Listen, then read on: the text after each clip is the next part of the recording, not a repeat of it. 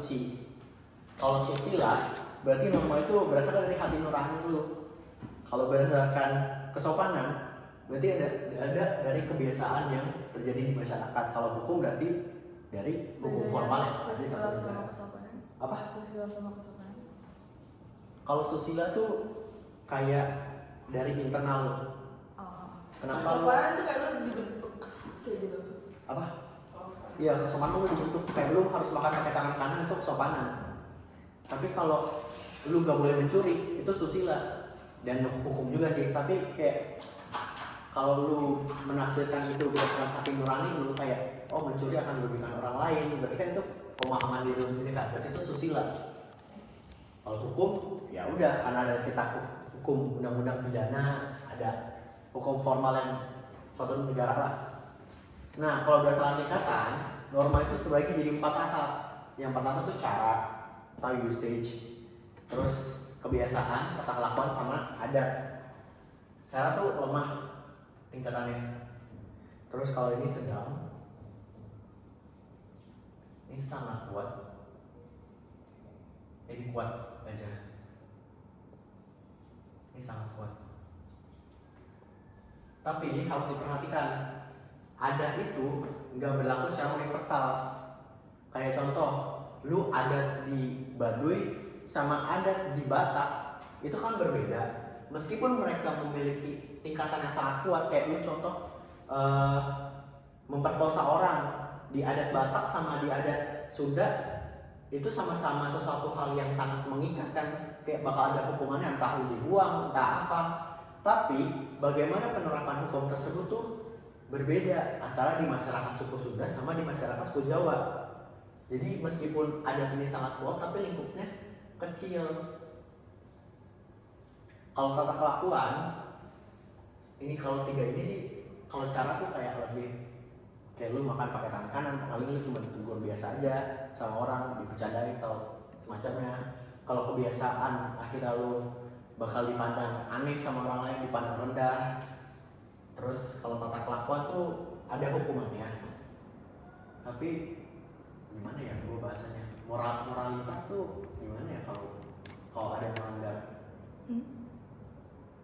Pokoknya yang gue inget tuh adat itu berbeda sendiri dari 3 ini. Kalau adat tuh soalnya lingkupnya kecil, kalau yang 3 ini tuh bisa lah lebih universal nilai-nilainya.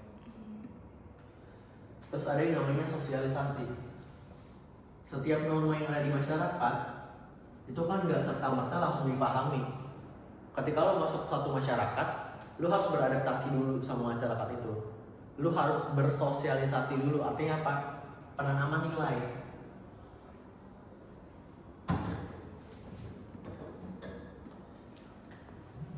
Nah, lo ketika suatu masyarakat itu harus ditanamkan nilai-nilai yang berlaku di masyarakat itu dulu.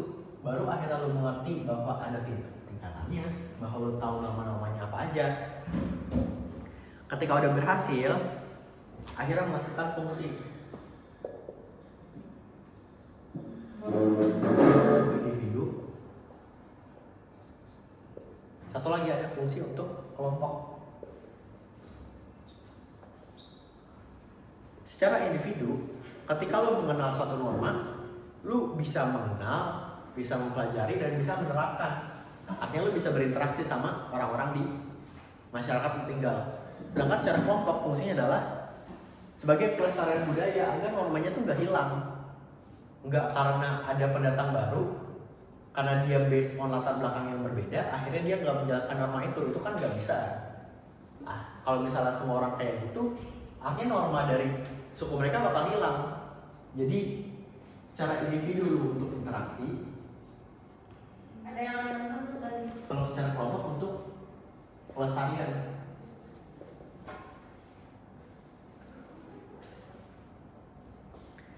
Nah, ada agen sosialisasinya. Belajar apa? Sosio. Tuh, kita rekon so.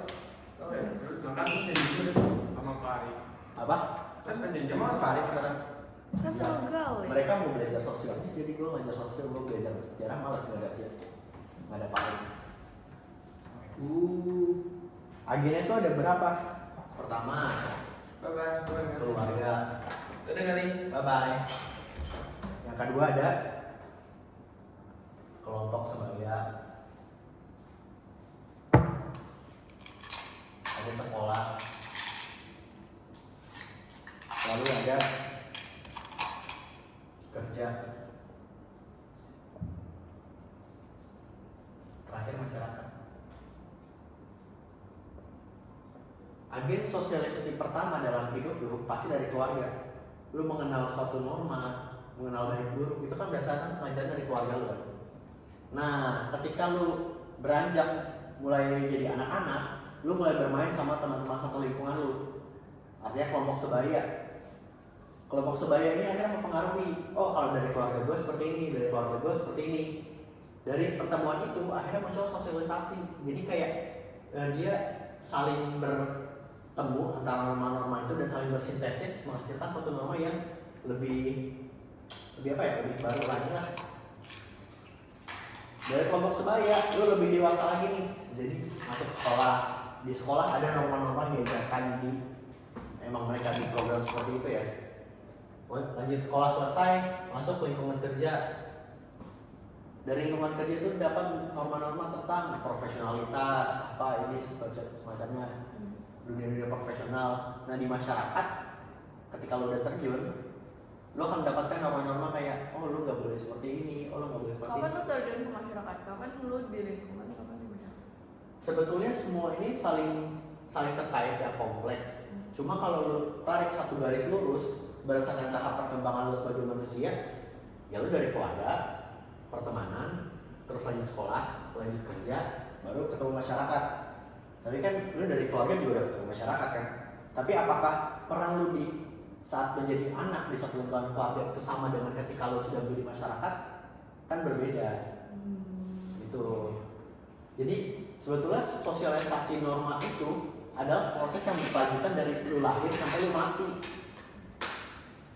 Ya lu mati, lu masih harus ngikutin norma-norma yang ada di rumah sakit kalau misalnya lu sakit kan. Terus bentuk sosialisasi.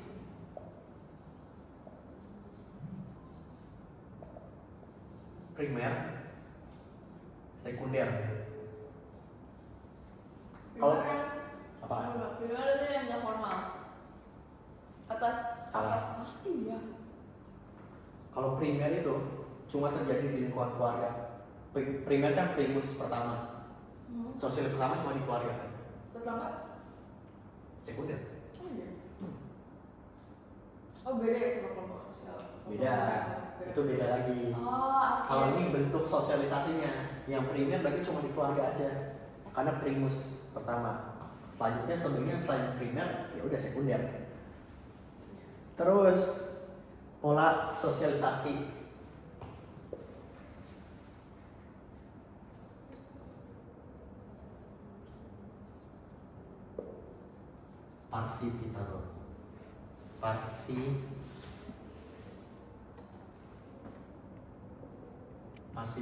Gimana sih tulisannya? Partisipatoris.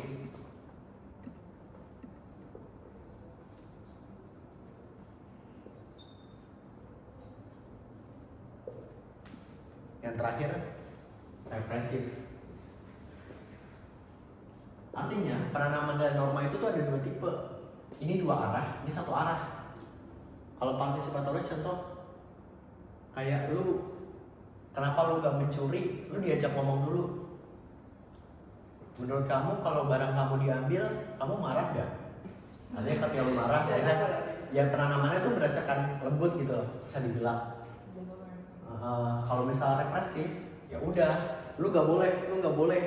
Biasanya ditandai sama hukuman sama hadiah. Give and punishment. Ya itu belajar bisa belajar. Ya. Terus ada tipenya formal sama informal.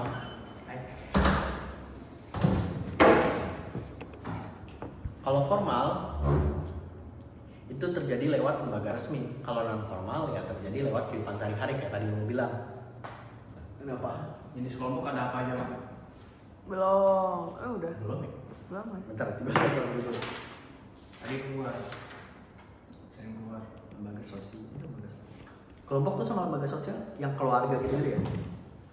Itu patembayan paguyuban. Oh, itu masih jauh, Beb. Ini Kan ada primer, sekunder. Gitu. ya, itu jauh, itu bab 5 6. Ayo. Ini baru Empat. 3. Tiga. Kayaknya 3 atau 4 itu deh. Soalnya masih normal. Masih tahap sosialisasi. Ini harus dihapus. Oh, operant conditioning.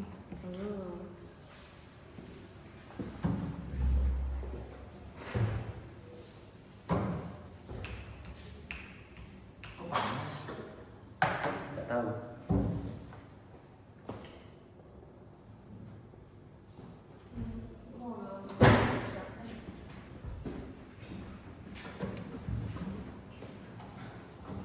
Lo ngambil bahasa Jepang aja Rasya. Gua nggak bisa bahasa Jepang. Kan itu.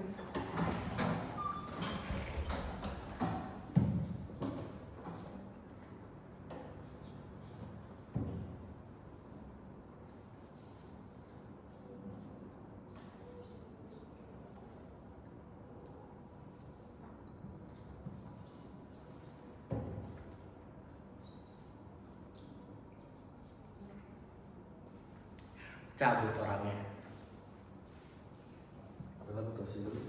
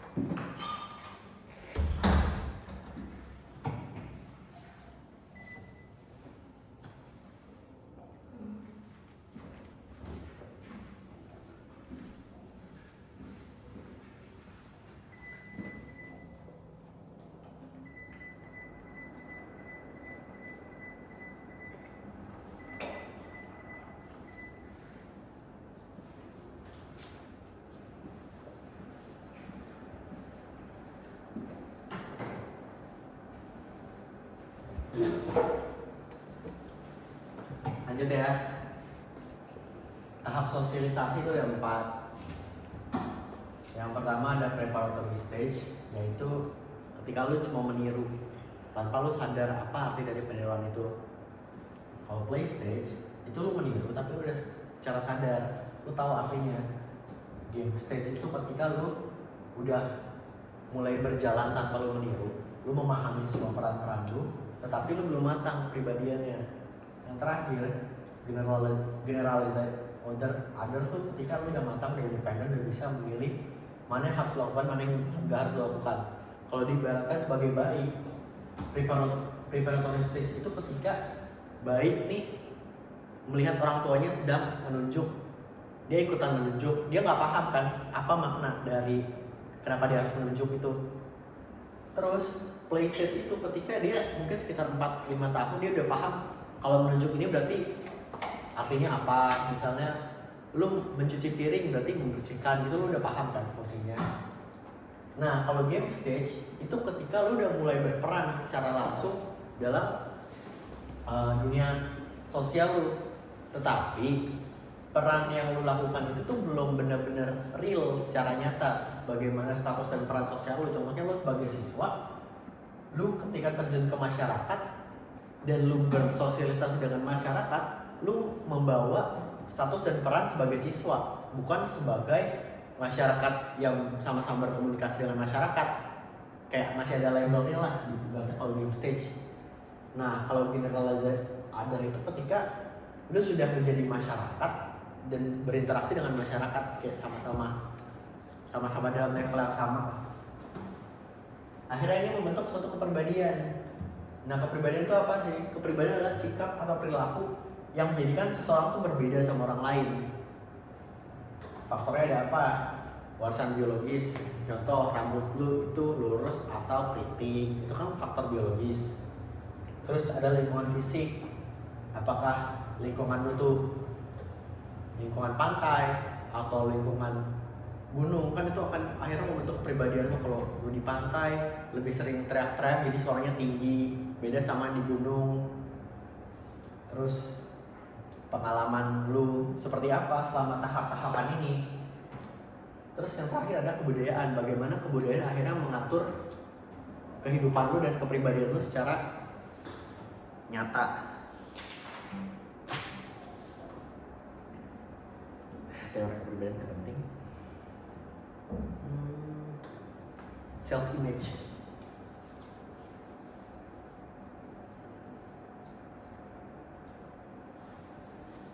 Self image itu ada 3. Ini semua tentang imajinasi. Ini masuk kah? Sebetulnya ini agak dalam aja. Lu mau ngajarin aja. Iya. Agak dalam aja. Self image itu imajinasi bagaimana kita di hadapan orang lain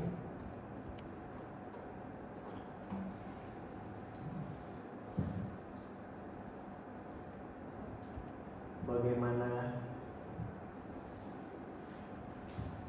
orang lain dengan kita.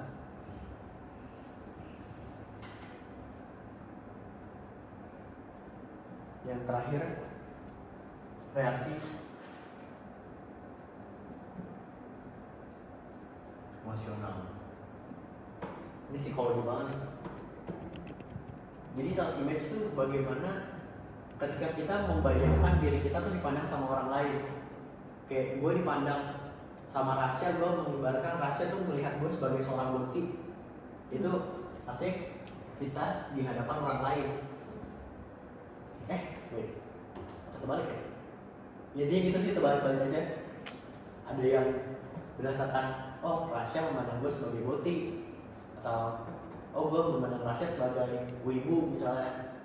Nah dari kedua hal ini akhirnya menghasilkan reaksi emosional. Apakah kita menolak itu atau kita menerima itu? Apakah gue benci dibilang Boti atau gue menerima aja kayak ya udah based on your opinion aja, gue gak peduli apakah lo menganggap gue Boti atau enggak.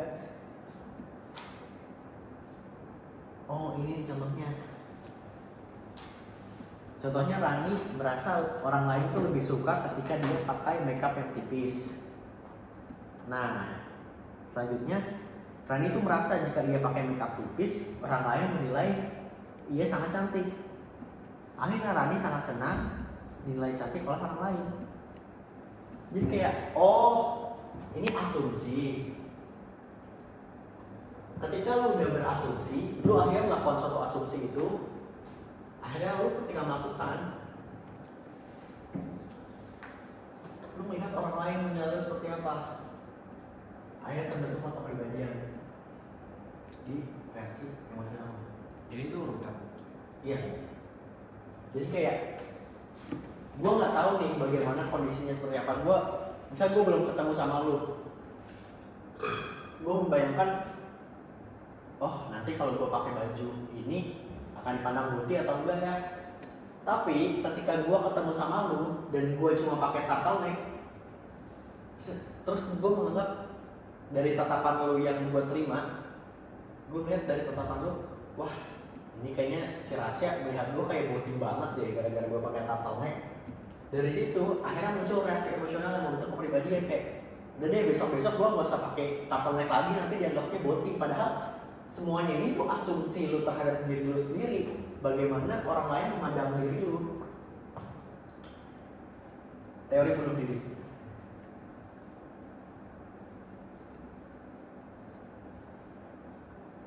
Ini kayaknya further psikologi. Ya ini psikologi banget. Udah lah lo ikutin itunya aja. Tapi psikologinya apa? Apa? Apa? Itunya.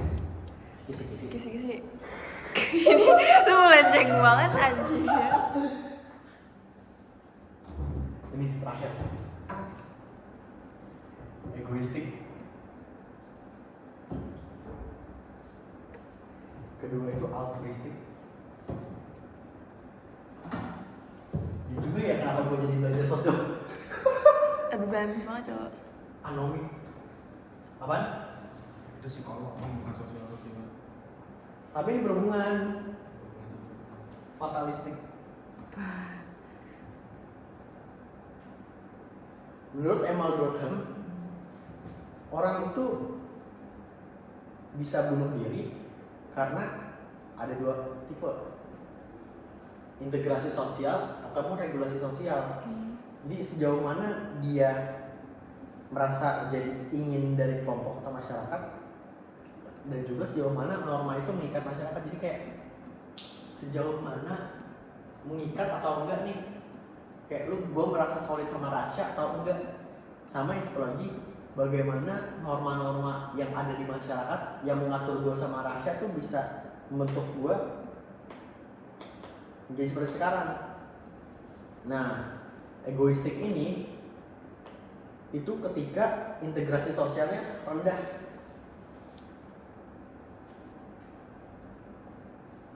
Kalau misalnya gue nggak merasa solid sama Rasya, jadi kayak gue merasa nggak dianggap.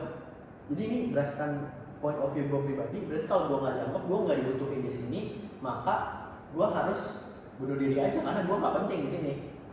Kalau altruistik itu ketika gue sama Rasya terlalu terikat, ikatan sosial terlalu tinggi sehingga gue rela mengorbankan diri gue untuk Rasya. Kayak contoh, Rasya TB, malah gue yang ngaku TB-nya buat menggantikan si Rasya ini. Kalau anomik itu ketika regulasi sosialnya rendah. Kayak contoh, ada perubahan besar kayak krisis ekonomi, perceraian. Itu kan akhirnya menimbulkan kayak lu nggak melaksanakan norma itu kan. Kayak kalau lu bercerai, orang tua lu bercerai, sedangkan menurut norma masyarakat, orang sebagai keluarga itu harus suami istri dengan anaknya. Berarti lu merasa gue udah melanggar norma sosial ini, sehingga ya udah gue bunuh diri aja. Nah, kalau fatalistik itu terjadi ketika tekanan sosial terlalu besar, berarti regulasinya tinggi. Terjadi ketika terlalu dikekang, kayak ini sholat 5 kali sehari ditambah sunat juga, kayak aduh lu capek nih, ini norma kebanyakan, akhirnya aduh bunuh diri aja nih, gue malas ngerjain semua norma-norma ini gitu. Barulah kita masuk ke lembaga sosial.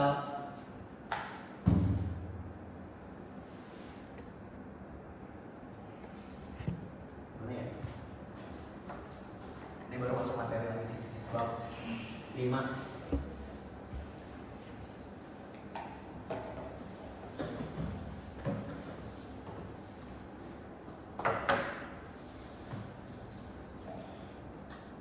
Kita bakal fokus di keluarga ya.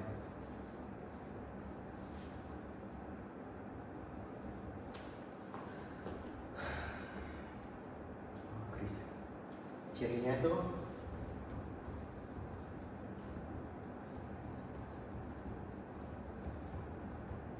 ideologi, simbol, tradisi, alat kelengkapan. Setiap lembaga sosial, lembaga itu kan kayak kumpulan norma yang mengatur masyarakat kan, akhirnya membentuk suatu kayak institusi gitu. Nah, setiap institusi itu pasti punya ideologi, punya pemahaman. Oh, yang baik itu seperti ini, yang jahat seperti ini. Dari pemahaman itu muncul simbol. Oh, PDIP simbolnya banteng. Oh, PKS simbolnya pohon beringin. Akhirnya ada tradisi itu, kayak aturan yang itu tuh harus ditaatin sama pengikutnya, sama alat kelengkapannya itu semua prasarana dan sarana yang untuk mewujudkan tujuan tersebut.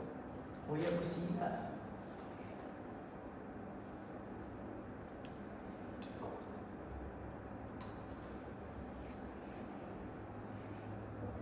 Usianya itu pasti jauh lebih lama daripada usia kita. Kayak negara Indonesia ini itu usianya udah jauh di atas kita karena dia bisa bertahan dari generasi ke generasi.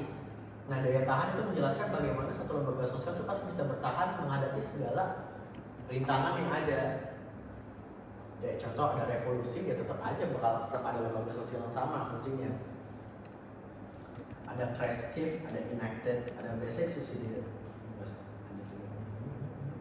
Keluarga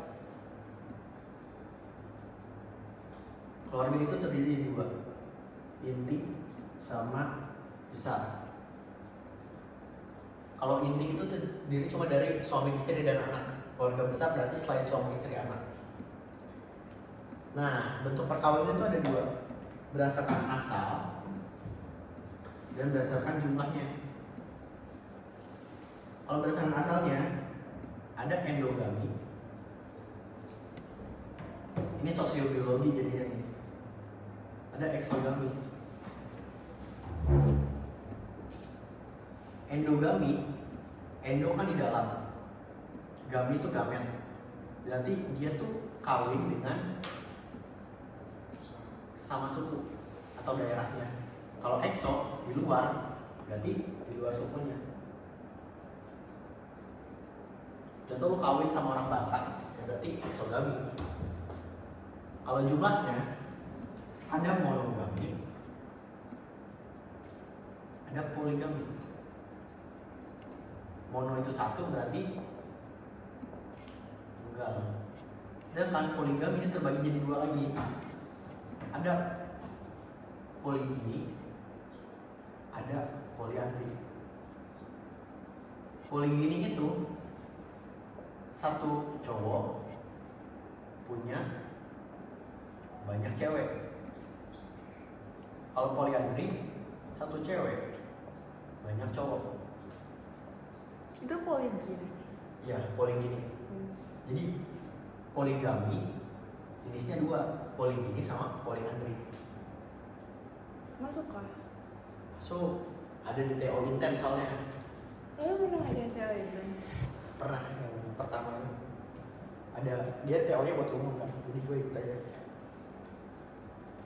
Fungsi keluarga, reproduksi, terus pemberi status sosial, ekonomi, afeksi, proteksi, sosialisasi, pengawasan, bisa dinalar.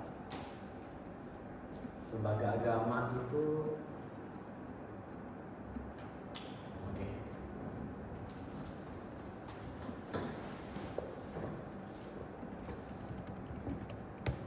Agama itu kan seperangkat aturan yang mengatur hubungan manusia dengan Tuhan. Nah, Imam Durkheim membagi agama tuh menjadi dua hal, profan sama sakral. Kalau profan berarti itu yang terjadi dalam kehidupan sehari-hari. Contoh, lu norma-norma etika sosial yang berlaku aja sih. Kalau profan tuh berhubungan sama kayak sholat, wudhu, itu kan tata cara yang memang sakral lah. itu nggak bisa di otak-atik. Ada fungsinya kohesi sosial, artinya lu bisa bersatu sama orang lain untuk sebagai kontrol dengan norma-norma etika yang berlaku di dalam suatu agama itu. Terus yang terakhir ada tujuan hidup. Agama itu memberi lu tujuan hidup, bagaimana hidup yang rahmatan lil alamin, hidup yang sesuai dengan perintah Allah Bapa, dan sebagainya. Nah, lanjut ke pendidikan. Pendidikan itu ada 3, formal, informal, non formal. Kalau formal itu sekolah, jadi resmi. Kalau informal itu tidak resmi, masyarakat. Non formal itu sama kayak sekolah, tetapi dia tidak resmi. Jadi contoh kursus bimbel.